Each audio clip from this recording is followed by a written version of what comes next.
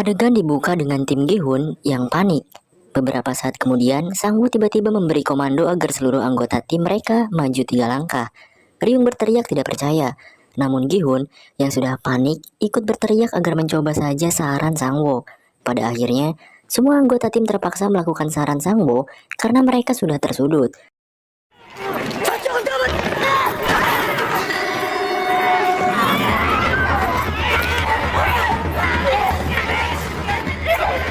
Dan alhasil, setelah rencana Sang-woo dieksekusi, tiba-tiba formasi lawan hancur dan jatuh karena kehilangan beban tarikan.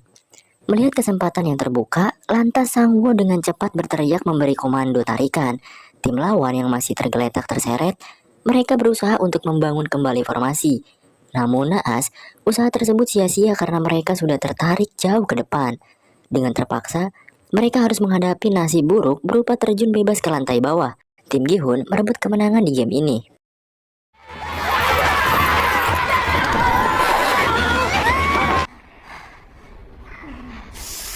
Setelah mayat tim yang kalah dibersihkan, adegan berlanjut ke tim Gi-hun yang sedang berada di dalam lift. Tampak seorang pria yang bergabung berdoa dengan khusyuk.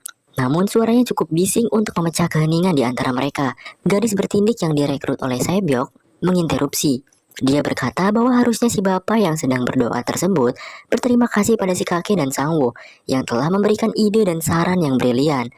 Bukan kepada Tuhan. Si bapak membalas dengan menceramahi gadis tersebut. Si gadis pun tak mau kalah dan membalas ceramahan tersebut dengan sarkasme. Pada akhirnya, cekcok kecil tersebut dihentikan oleh Sae-byok yang mulai frustasi. Setelah keluar dari lift, si gadis bertindik menanyakan nama Sae-byok. Namun pertanyaan tersebut hanya dibalas dengan penolakan yang dingin. Kemudian, Sae-byok memohon agar dia tidak diganggu dan dibiarkan sendiri. Adegan berlanjut ke tim Bang Jabrik yang sedang ngerumpi membicarakan tim lawan yang sebelumnya mereka kalahkan. Di tengah keasikan tersebut, datanglah tim Gi-hun yang nampak lelah. Bang Jabrik dan anggota timnya kaget dengan kedatangan tim tersebut. Ryong yang melihat ekspresi bego mereka nyengir sambil melewati geng cowok seram tersebut dengan santai. Mayat yang telah dibungkus dengan peti pun dibawa ke sebuah ruangan kremasi untuk dibakar. Namun sebelum tersentuh api, staf yang mengawasi lewat CCTV menekan sebuah tombol sehingga peti tersebut jatuh ke bawah dan diambil oleh staf lain ke ruangan misterius. Ternyata peti yang diambil tersebut merupakan peti yang sebelumnya diberi tanda plus oleh salah satu staf di episode sebelumnya. Kembali lagi ke tim Gi-hun. Di sini Ryung seperti biasa ngerocos sok tahu. Bahkan rasis ke Ali, menuduh dia sebagai transmigran ilegal dan patut dicurigai. Terus masa film The Matrix disebut film Korea gitu? Ngeselin ini lonte anjir. 막 울면서 미쳤어 불법 체류지?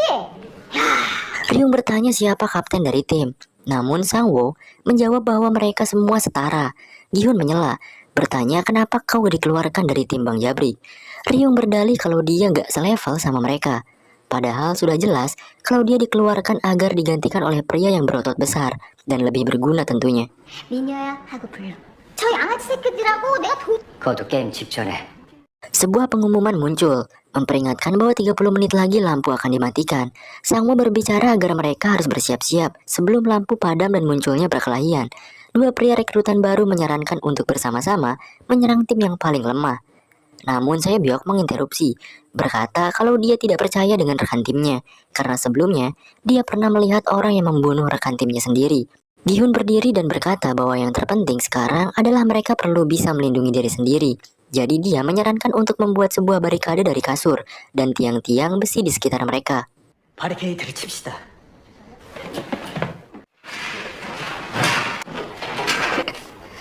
Saat dalam proses pembangunan barikade, Om Jabrik menghampiri Gi-hun dan berkata bahwa barikade mereka akan hancur dengan mudah. Gi-hun menimpali omongan si Jabrik, bertanya apakah si Jabrik percaya pada timnya sendiri. Pria sok keras itu membisu setelah mendengar kata-kata tersebut.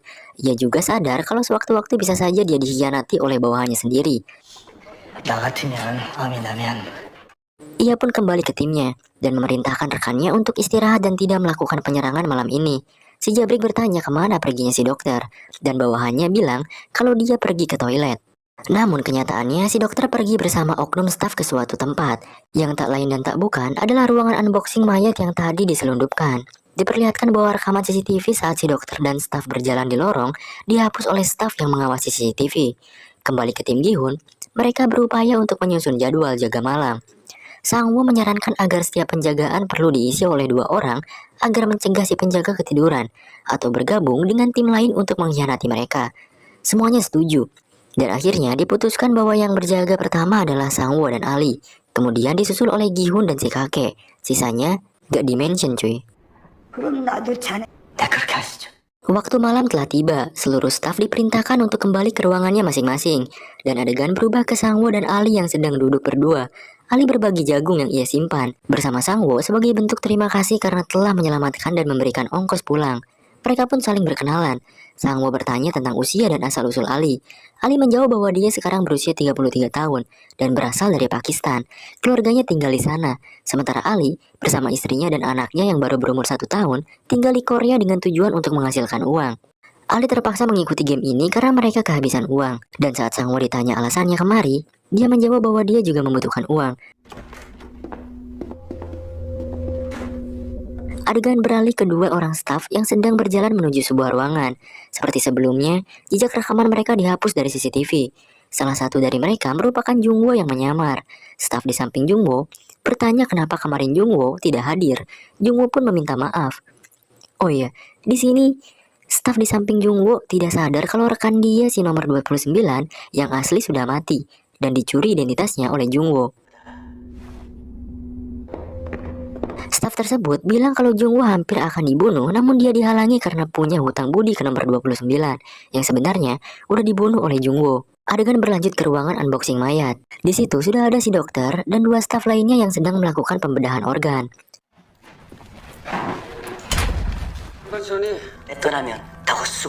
Jungwoo dan staf tadi masuk di scan terlebih dahulu untuk dikonfirmasi identitasnya. Setelah sedikit basa-basi, mereka melanjutkan operasi karena khawatir kapal pengiriman mereka pergi duluan. Di sini disebutkan bahwa ternyata si nomor 28 dan 29 merupakan penyelam yang bertugas untuk mengirim organ yang mereka bedah ke kapal untuk dijual. Karena dirasa kerjanya lambat, si dokter disuruh untuk mempercepat pekerjaannya. Namun si dokter hanya menjawab bahwa dia tidak bisa berbuat lebih karena kekurangan tidur dan makanan yang layak. Apalagi tiap hari perlu mengikuti game yang mengancam nyawa.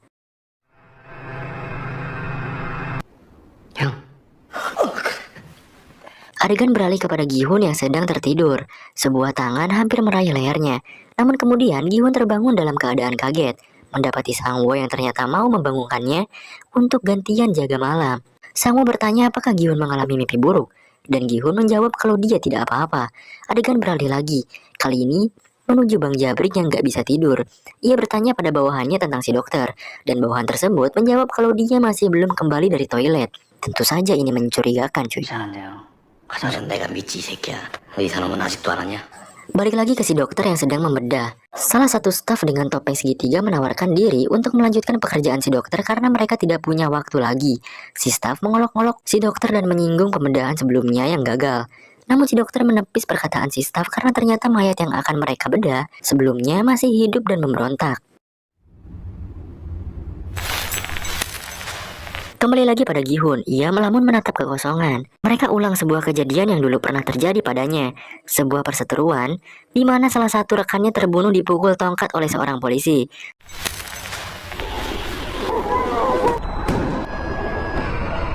Sesaat kemudian, Gi-hun tersadar oleh si kakek di sampingnya.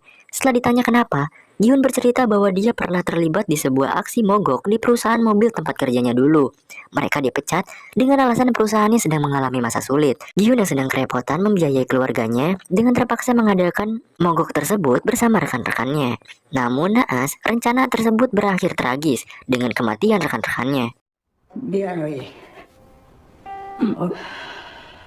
Si kakek tiba-tiba memegang kepalanya dengan raut wajah kesakitan. Saat Gi-hun periksa, ternyata dia terkena demam. Adegan kembali lagi ke unboxing mayat. Para staf di situ sedang ngerumpi menceritakan mayat yang kemarin mereka bedah. Dan disebutkan bahwa mayat yang kemarin mereka bedah hanya memiliki 1 ginjal sehingga bayaran mereka kurang. Kembali lagi pada si kakek yang dibaringkan. Gi-hun merobek sebuah kain untuk mengompres dahi si kakek. Namun ternyata dia kehabisan air untuk mengompres. Di tengah kebingungannya, tiba-tiba muncul Sae-byok menawarkan airnya. Gi-hun langsung menggunakan air tersebut untuk mengompres si kakek. Adegan lagi-lagi berubah ke bagian unboxing mayat. Jungwoo bertanya apa yang terjadi pada mayat zombie yang kemarin. Dan salah satu staf menjawab kalau dia memukul mayat tersebut dengan linggis sampai mati. Tiba-tiba Jungwoo ditanya kenapa dia tidak ingat. Padahal kemarin dia juga di sini dan membuang mayat tersebut. Dengan sedikit jeda, Jungwoo menjawab kalau dia saat itu sedang ngelantur. Namun jawaban tersebut justru malah menambah kecurigaan staf lain. Jungwoo yang semakin waspada mulai meraih sesuatu dari sakunya. Namun sebelum meraih benda tersebut, tiba-tiba si dokter berteriak. Kembali lagi pada Gi-hun dan si kakek. Gi-hun berkata pada si kakek agar cepat sembuh dan bermain game lagi. Gi-hun meninggalkan si kakek dan menghampiri Sae-byok yang sedang duduk. Gi-hun berterima kasih atas air pemberian Sae-byok. Namun Sae-byok menjawab kalau air itu tidak gratis dan harus dikembalikan esok hari. Pembedahan pun beres dan semua organ tubuh yang akan dijual telah dimasukkan ke dalam tas. Nomor 28 dan Jungwoo bergegas untuk pergi menuju kapal sebelum terlambat. Si dokter yang baru menyelesaikan pekerjaannya menagih informasi tentang game selanjutnya. Namun si staf bertopeng segitiga menjawab bahwa mereka juga sama sekali belum diberitahu. Si dokter sontak langsung memberitahu informasinya. Si staf menyuruh si dokter untuk bersabar. Namun karena sudah emosi, si dokter mengambil pisau bedah dan menyerang salah satu staf tersebut.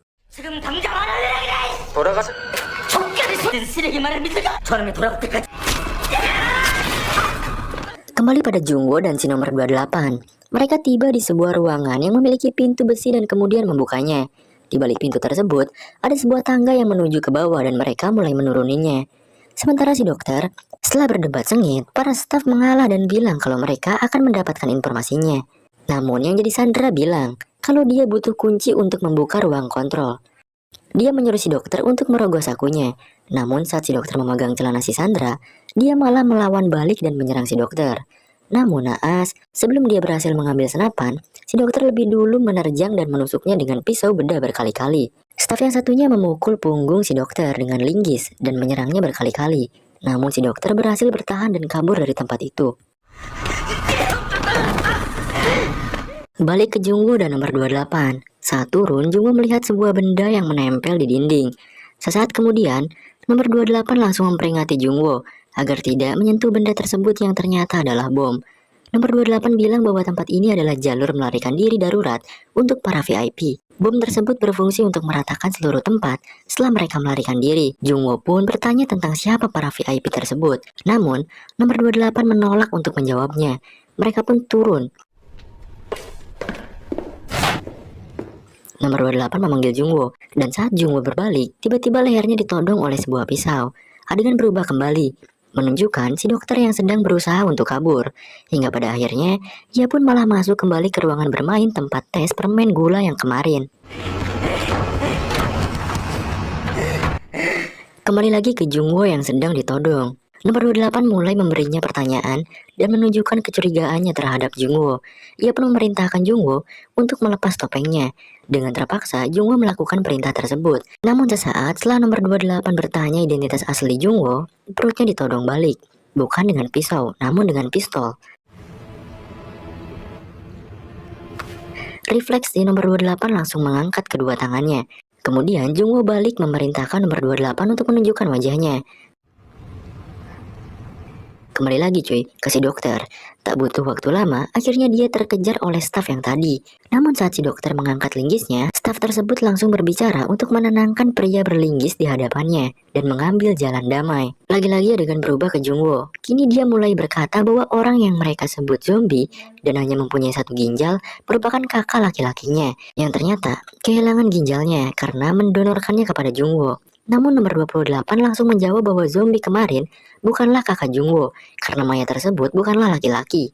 Kembali kepada si staf yang sedang membujuk si dokter. Karena si dokter sulit untuk diyakinkan, maka staf tersebut membuka topengnya dan bilang kalau dia juga manusia dan ingin mereka berdua selamat. Pada akhirnya si dokter menjatuhkan linggisnya dan si staf semakin mendekat.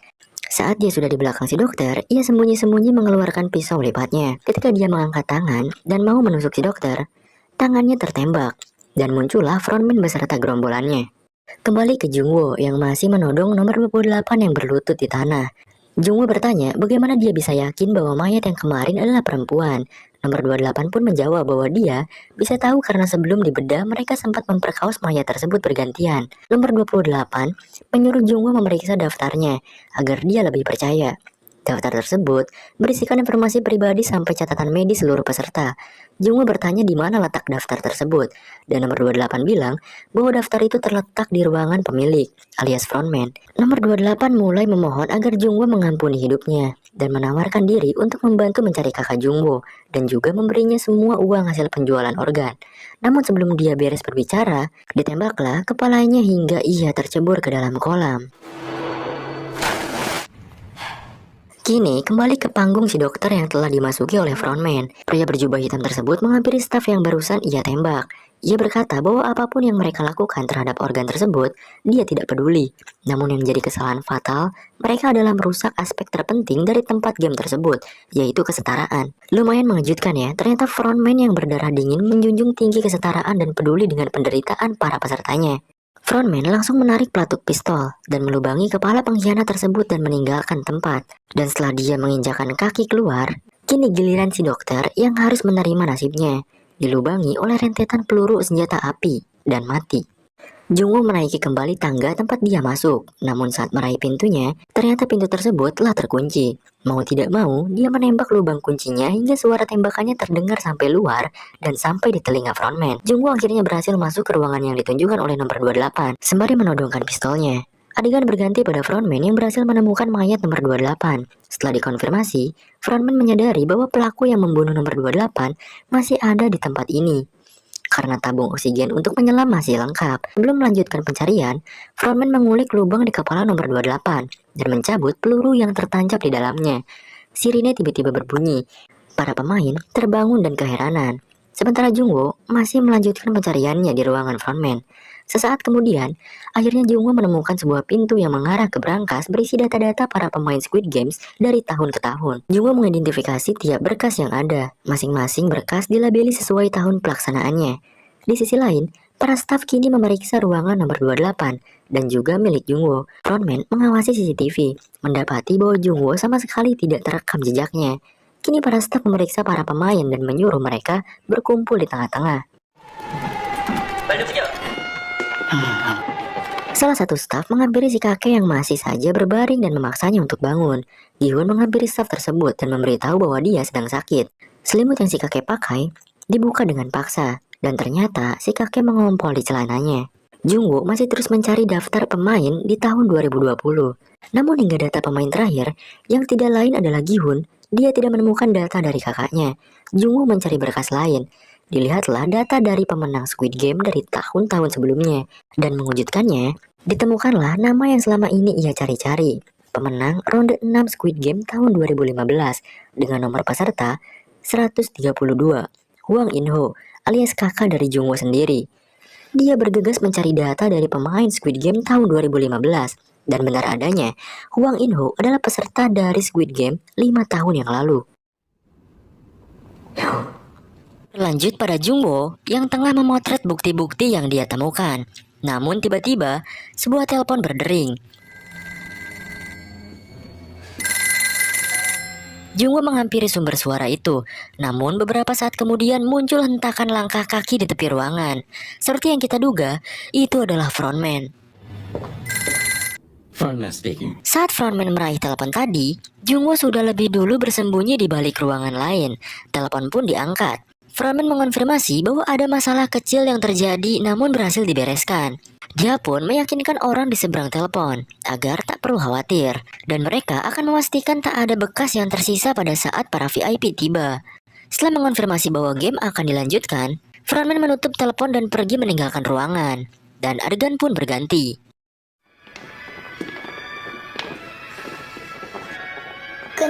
Ryu menghampiri dan mengejek si Jabri karena kematian si dokter. Tentu saja, preman ini merasa kesal. Namun, ia tak bisa melakukan apapun selain mengumpat di belakang wanita yang kini berjalan meninggalkannya. Pengumuman terkait permainan keempat dilanjutkan. Para peserta diberitahu bahwa mereka akan bermain berpasangan di game kali ini. Dan mereka bebas memilih pasangan masing-masing dalam waktu 10 menit.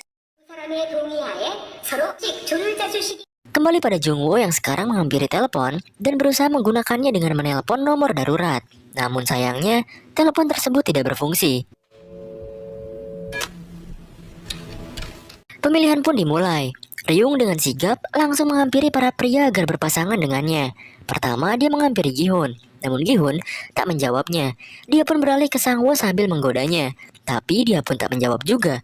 Ryung yang 2 kali ditolak langsung menatap semua anggota kelompoknya. Dia bersikeras ingin diterima dan berkata bahwa mereka hanya malu untuk bilang ingin bermain dengannya. Omong kosongnya terus berlanjut sampai pada akhirnya dia dipotong oleh Sebyok. Sebyok berkata bahwa tak ada satupun yang mau berpasangan dengan pria dan wanita tua. Sebyok berjalan meninggalkan kelompoknya, dan si gadis bertindik pun menyusulnya.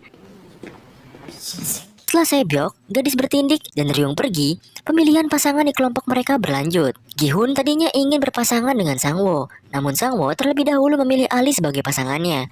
Ali sempat ragu, namun Gi-hun berkata kalau dia tidak apa-apa dan bisa mencari pasangan lain. Satu persatu dari mereka telah menemukan pasangan masing-masing.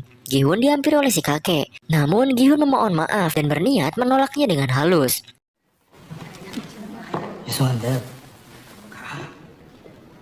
이 도시 없으면은 Tetapi bukannya meminta untuk berpasangan, si kakek justru malah memberikan jaketnya agar Gi-hun tidak diremehkan nantinya. Adegan berpindah pada Sebyok, yang kemudian dihampiri oleh si gadis bertindik dari belakang. Gadis bertindik menawarkan diri untuk menjadi pasangan Sebyok. Walaupun sempat menolak, pada akhirnya mereka setuju untuk berpasangan setelah si gadis bertindik meyakinkannya. Gi-hun berbicara dengan pria yang mengaku sebagai guru matematika. Si guru menawarkan diri untuk berpasangan dengannya. Gi-hun sempat ragu, namun si guru MTK bilang kalau dia tidak segera mendapatkan pasangan, maka dia akan otomatis tereliminasi. Dia pun menunjuk ke arah si kakek yang duduk seorang diri, berkata bahwa dialah yang nanti akan tereliminasi karena tak ada satupun yang mau bermain dengannya. Gi-hun menatap si kakek. Kemudian setelah ragu-ragu, akhirnya Gi-hun menyodorkan tangannya untuk berjabat tangan. 잡시다 너랑 영감님 Tapi bukannya pada si guru MTK, namun pada si kakek yang masih sendiri. Dengan ini, waktu pemilihan pasangan pun selesai, menyisakan Ryung yang belum dapat siapapun. Azab tukang gibah mulut ember emang kayak gini, cok. Gak ada yang mau nemenin kan? Dengan putus asa, dia menghampiri orang-orang yang sudah punya pasangan dan memaksa mereka untuk mengganti pasangannya. Apakah berhasil? Tentu saja tidak, dasar dobleh. Bahkan tanpa tahu malu, dia juga berusaha membujuk pasangan si Jabrik dan menghasutnya dengan mengungkapkan persengkongkolan si Jabrik dan dokter. Tapi tentu saja dia tidak percaya. Ryung berakhir menjadi satu-satunya orang yang tersisa. Dengan perlawanan yang sia-sia, dia pun langsung dibawa oleh para staf keluar dari ruangan tersebut.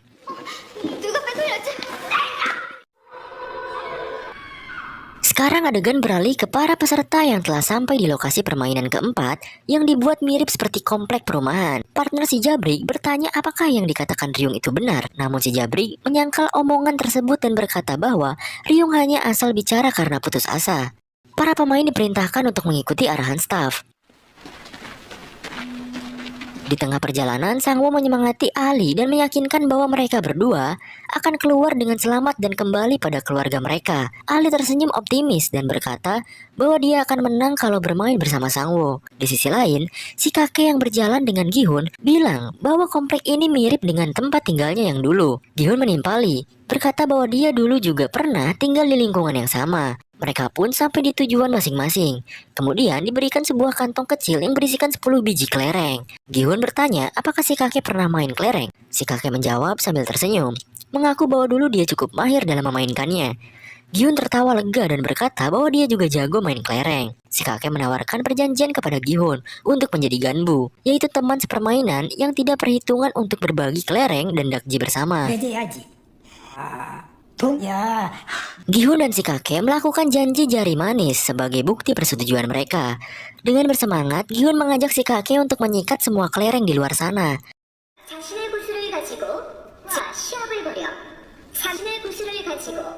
Pengumuman pun berlanjut. Dikatakan bahwa di game kali ini, mereka harus bersaing dengan pasangan masing-masing menggunakan 10 kelereng yang mereka miliki. Senyum yang terpasang di wajah Gi-hun memudar. Dihantam kenyataan bahwa orang yang barusan menjalin janji dengannya malah menjadi lawan di permainan kali ini. Para pemain lain saling menatap pasangannya dengan lesu. Tidak siap menerima kenyataan bahwa mereka harus membunuh pasangannya yang mereka percayai.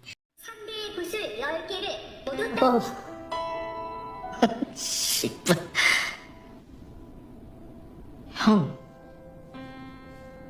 Dan permainan keempat resmi dimulai. 가자. 이렇게 넋놓고 있다간 Ali masih terlihat ragu dan enggan memulai permainannya. Namun Sangwo langsung meyakinkan dan memberitahunya cara untuk bermain. Ali berkata kalau dia tidak pernah main kelereng sebelumnya. Di sisi lain, Saebyok dan gadis bertindik duduk diam di sebuah tangga. Saebyok langsung bertanya permainan apa yang akan mereka mainkan. Namun si gadis tindik malah bertanya apakah Saebyok beneran mata-mata dari Korea Utara. Saebyok langsung menepis pertanyaan tersebut. Kemudian si gadis tindik bilang kalau dia juga tidak tahu apa yang harus dimainkan. 우리 마음대로 정해도 된다며. 오케이. Sementara di sisi Gihun dan si kakek, bukannya mulai bermain, si kakek malah jalan-jalan keliling komplek. Jadi sekarang mending kita pindah ke Sangwo dan Ali aja. Mereka memutuskan untuk bermain tebak ganjil genap yang ada di balik tangan lawan masing-masing. Pas ditanya, ternyata Ali juga malah tidak tahu apa itu ganjil genap. Tapi setelah diajari akhirnya dia ngerti juga cuy. Game pun dimulai.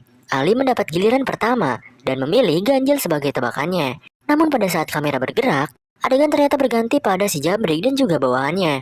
Ternyata mereka memainkan game yang sama. Dan kali ini bawahan si Jabrik memimpin pertandingan. 이마 이 새끼야. 개새끼가 죽고 싶네. Sifat aslinya muncul. Bawahan tersebut jadi angkuh dan mengejek Om Jabrik karena belum menang sekalipun. Kembali pada Saebyok dan gadis bertindik. Si gadis bertindik bilang agar mereka menyelesaikan permainan dalam satu putaran. Si gadis tindik berkata agar Saebyok tidak usah terburu-buru dan ngobrol dulu. Saling berbagi cerita tentang hal yang tak mau mereka katakan pada orang lain. Dan kemudian mereka bisa bermain di menit-menit akhir. Sangwo dan Ali masih bermain. Namun kali ini Sangwo merasa frustasi karena terus-terusan kalah dan kelerengnya sisa sedikit. Ali memohon pada staf untuk mengganti lawan. Namun Sangwo langsung memotong Ali dengan sedikit emosi. 쓸데없는 소리 하지 말고 빨리. Kembali pada Gihun, dia mengadu pada staf, berkata bahwa si kakek sudah terkena demensia dan tidak waras karena malah terus jalan-jalan dan mengabaikannya. Staf tersebut tidak menjawab. Pada akhirnya Gihun mulai emosi dan mendorong si kakek ke tembok. 분명히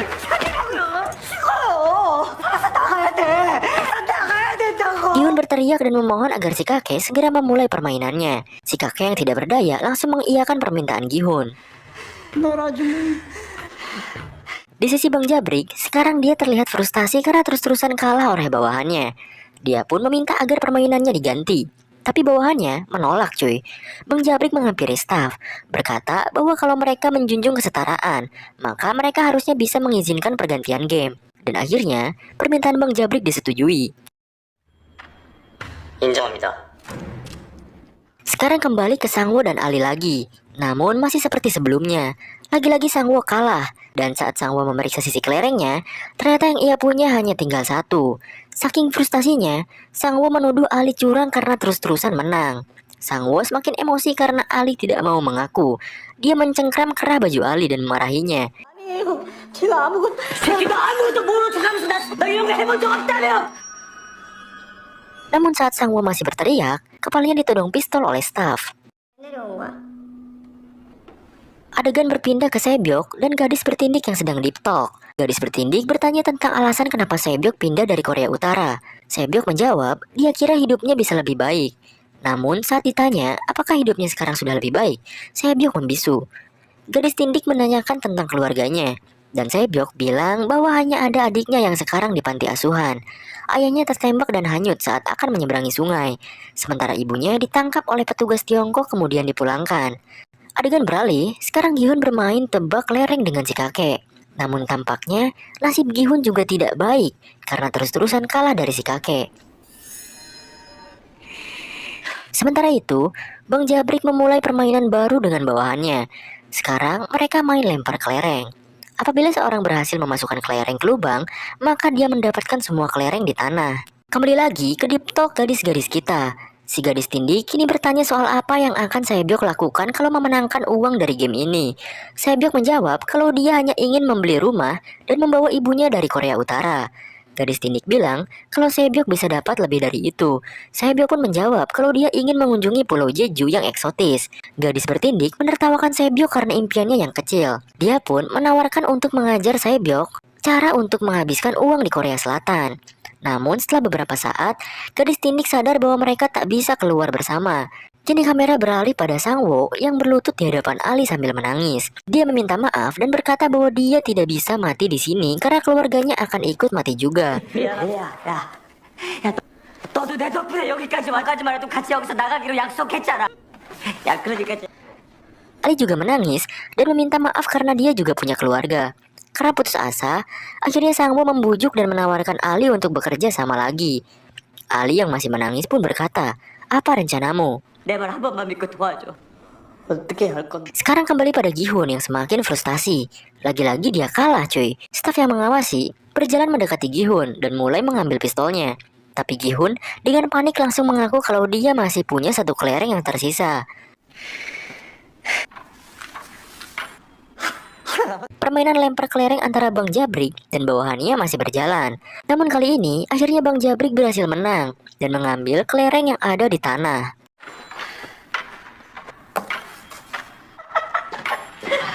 Di sisi lain, Sangwo dan Ali sedang menyusun rencana. Sangwo berkata bahwa apabila ada tim yang terus-terusan seimbang sampai waktunya habis, tidak mungkin langsung dieliminasi. Dan bisa saja dipertandingkan kembali dengan sistem tim versus tim. Sesaat kemudian, tembakan pertama terjadi di dekat mereka. 우리 둘 다 같이 나갈 수 있어. Sangwo pun bertanya, apakah Ali mau melihatnya seperti itu juga? Tembakan kedua terjadi. Namun kali ini berada di dekat Saebyok dan gadis bertindik. Gadis bertindik bertanya apakah Saebyok pernah melihat orang mati.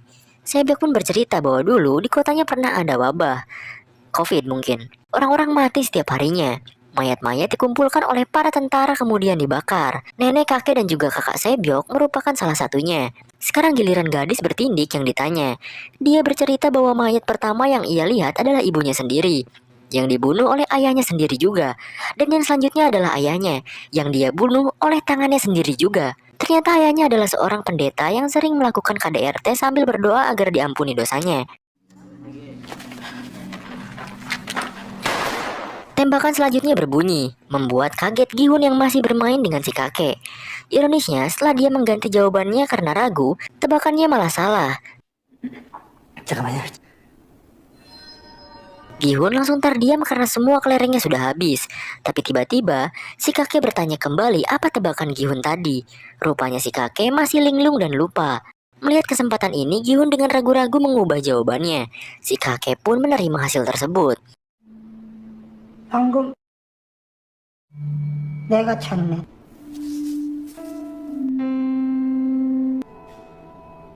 Kembali pada Sangwo dan Ali. Ali masih ragu-ragu dan bertanya apakah mereka akan berhasil.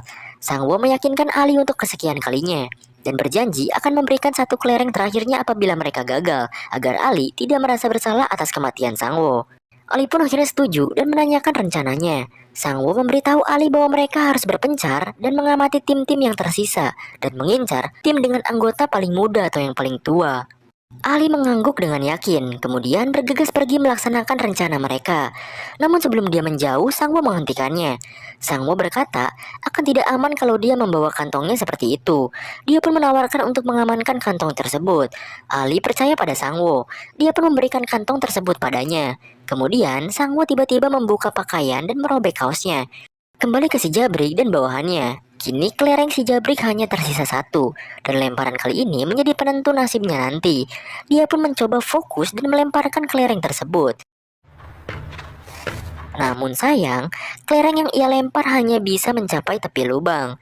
Ternyata, bawahan si Jabrik juga hanya tinggal memiliki satu, dan dia pun melemparkannya. Adegan diperlambat, dan saat kelereng bawahan Jabrik hampir masuk, tiba-tiba kelereng tersebut berbelok arah karena membentur kerikil di depannya. Dengan ajaib, kelereng tersebut malah menabrak kelereng si Jabrik yang nganggur di tepi lubang hingga jatuh ke dalamnya. Pada akhirnya, si Jabriklah yang menjadi pemenang. Karena tak terima, ia pun berlari kabur dari staf yang hampir menembaknya. Kita semua tahu, kabur dari tempat ini hanya akan berakhir sia-sia. Jadi saat bawahan si Jabrik sampai di depan, dia sudah disambut oleh petugas yang menodongnya dengan senjata api.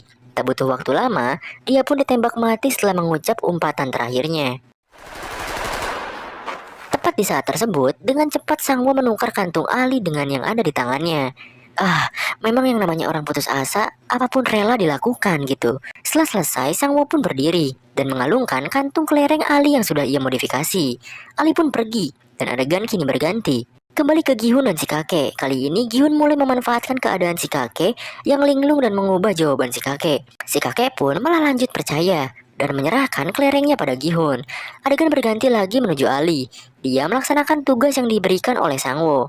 Dia terus berjalan dan mengecek pemain walaupun berkali-kali dikagetkan oleh suara tembakan di sekitarnya.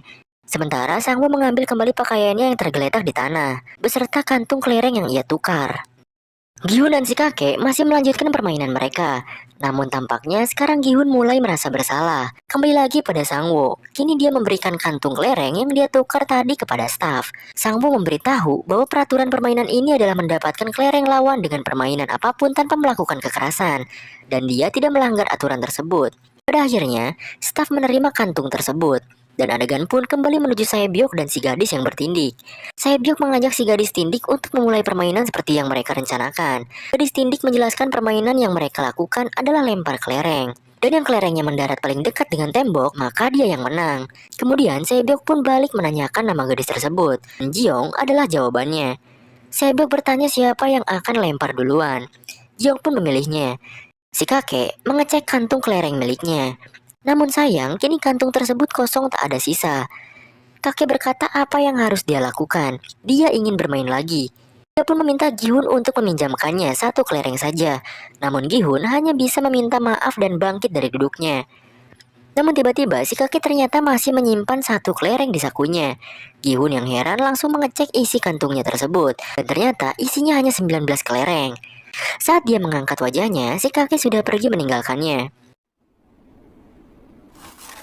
Setelah Saebyok selesai, sekarang giliran Jiong untuk melempar. Namun bukannya melempar, Jiong justru malah menjatuhkan kelerengnya ke tanah dengan sengaja. Saebyok kaget. Kemudian dia mendorong Jiong ke tembok dan bertanya apa maksud dari perbuatannya. Saebyok menyuruh Jiong untuk melempar kembali. Namun Jiong menolak dengan alasan dia masih akan tetap kalah dan ingin kalah dengan cara yang keren. Namun Jiong tetap menolak, berkata bahwa dia sudah tak punya apapun lagi. Berbeda dengan Saebyok yang mempunyai keluarga sebagai alasan untuk keluar dari game ini. Jiong terus memikirkan apa yang mau dia lakukan setelah keluar. Namun dia sama sekali tak mendapatkan jawabannya. Jiong meminta Saebyok untuk keluar dari tempat ini hidup-hidup. Lalu bertemu ibunya, menjemput adiknya, dan pergi ke Pulau Jeju. Saebyok membisu, air mata mengalir di pipinya. Di sisi lain, Ali kembali lagi ke tempatnya, dan Sang Wo berkumpul. Dia memanggil-manggil Sang Wo, namun panggilan tersebut tak kunjung terjawab. Sang Wo yang sudah menang, kini berjalan menuju pintu keluar. Ia mendengar teriakan Ali, namun dia enggan untuk kembali.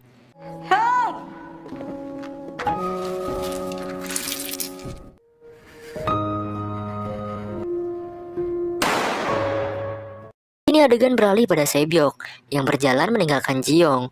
Sebelum dia pergi, Jiong memanggil namanya sekali lagi.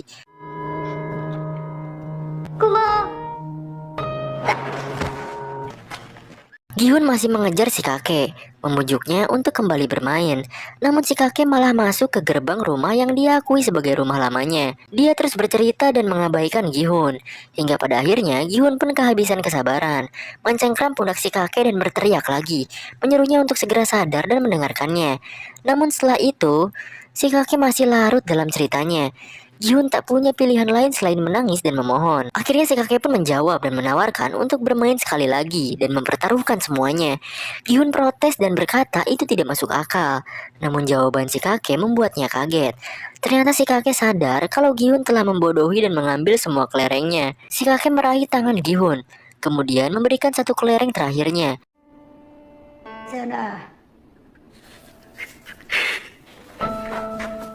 Gihun pun berjalan keluar. Kemudian si kakek bilang bahwa sekarang dia mengingat namanya, yaitu Oh Ilnam. Staf pun masuk, menodongkan pistolnya pada kepala si kakek tua. Gihun dengan hati yang remuk masih melanjutkan langkahnya, berjalan melewati jasad mereka yang gugur tergeletak di permainan kali ini.